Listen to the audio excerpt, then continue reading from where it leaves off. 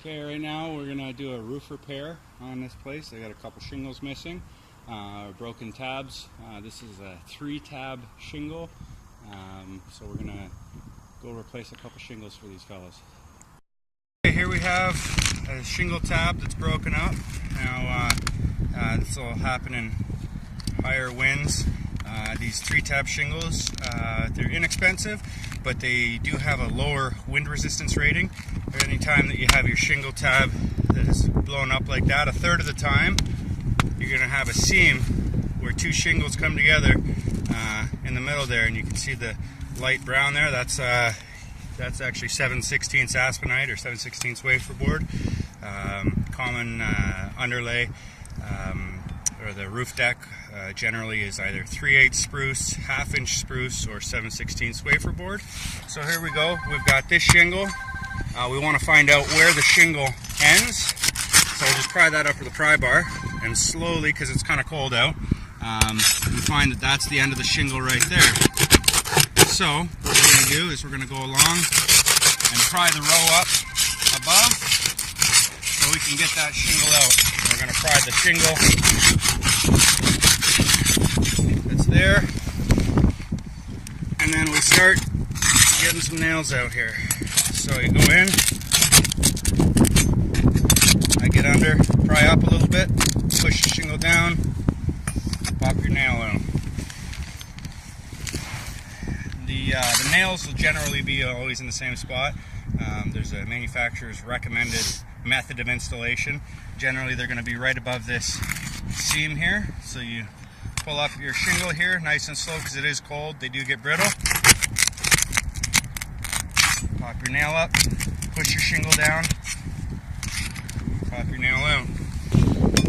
Okay, so we've got the nails out of this row, but when a shingle goes down, you not only have the shingles that are held down by nails, you also have the tar strips that seal them. That's why we have to break that seal.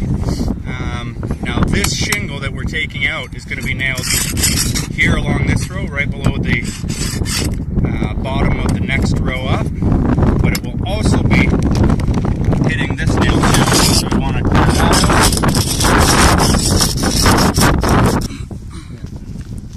Yeah? Okay, so we're going to lift this shingle up, get these nails out of here, lift nail up, push the shingle down.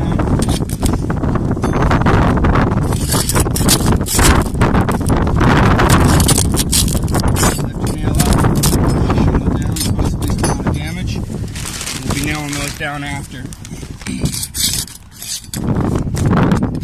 the tab up. Pop your nails in.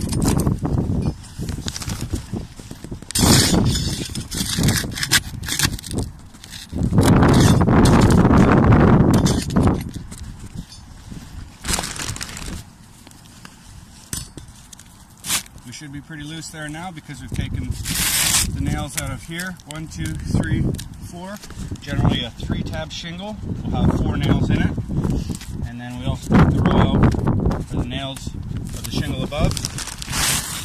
And there we have our broken 3-tab shingle. Okay, this is the closest color match I can find here. You're going to have a slight discoloration between all the different shingle companies, all the different shingle manufacturers. So slide that in. It's easy. You're going to line up here at the base of your tabs. You want to have this one equivalent to this one. Base of your tab. That one equivalent to that one. So keep that in place. I'm using a roofer's hatchet, 1 1/4 roofing nail, 1 1/4 long, big wide head on top. So you're going to slightly lift that up a little bit. You're going to tap your nails in.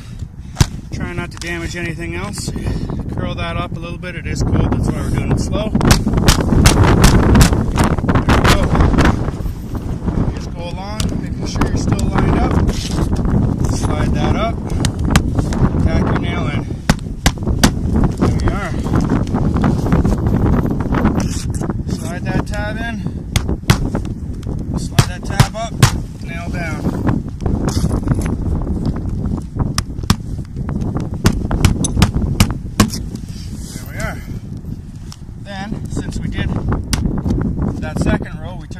out so we could slide this shingle in. We're going to have to put those nails back in. So, put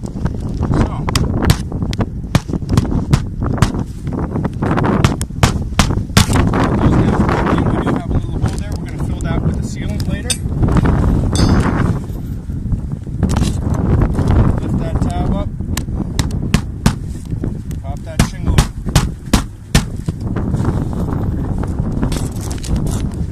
Now here we have one shingle and the next shingle, so we're going to have two nails under that one tab.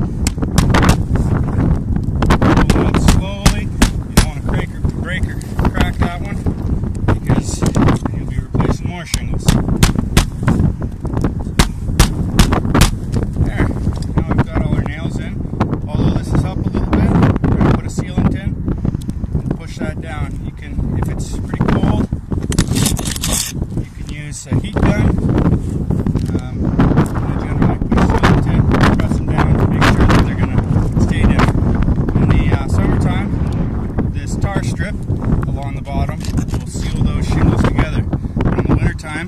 That's generally not going to happen, and if there's no sealant or nothing holding it down, no adhesive or anything, the wind will catch that a little bit, pull it up, and blow that tab right off, and you'll be up here again. Okay, so we've got some sealant here. This is made by LePage, same company that's going to make your PL construction adhesive. Got a pretty good quality stuff. You want to store this inside for at least 24 hours before use. There's a bunch of different things you can use, but this is one of the common things I use. You want to put a dab in each corner. That's what I generally do, and you want to fill any crack that you've, or any hole that a nail used to be in. So you slowly lift up your tab again there, and this is generally just for cold weather application because these aren't going to seal unless you've got some sort of a sealant on there. Put something in the middle there. Keep that guy down.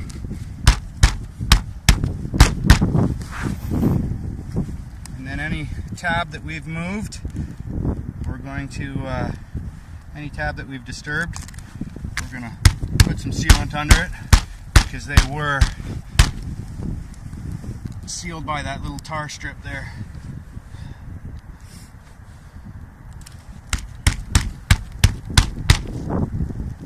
Lift that up, and any other places where there were nails, where there was a small hole, we'll fill those also.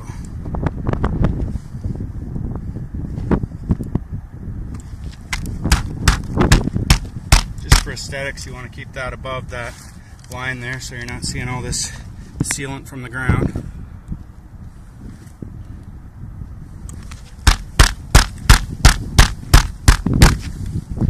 We can just tell which ones we've disturbed. That one's has sealed that tar strip there. This one has not. Got a couple holes there from nails previous. Seal that down and just go along that row. 1, 2, 3.